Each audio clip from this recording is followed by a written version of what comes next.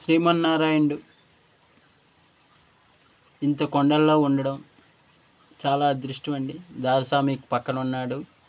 ఇక్కడ ఆ దారస్వామి కలువు ఉన్నాడని నిదర్శనం అండి ఇదంతా.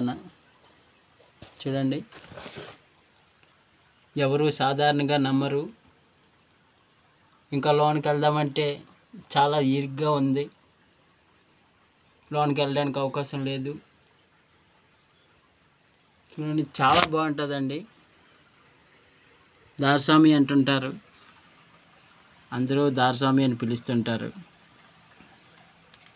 చూడండి,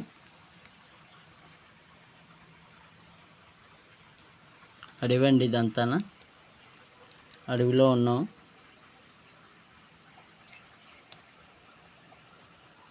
ప్రతి శనివారం వస్తూ ఉంటారు అందరూను.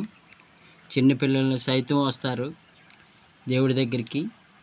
దేవుడిని దర్శించుకొని ఆనందంగా అక్కడ భోజనాలు వండుకొని తినేసి ఆనందంగా వెళ్తారండి.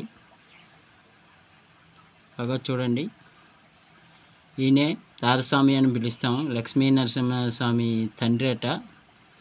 మేము ఇక్కడ ప్రతి శనివారం వచ్చి ఇక్కడ కూర్చొని ఆనందంగా భోజనాలు చేసి దేవుడిని దర్శించుకొని భోజనాలు చేసి ఆనందంగా ఇంటికి వెళ్తామండి సాయంత్రం పూట.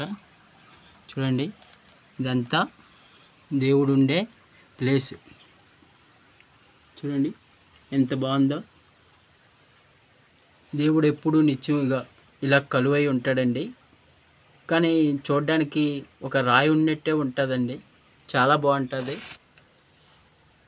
ఎప్పుడైనా రావచ్చు మీరు చూడాలనుకుంటే.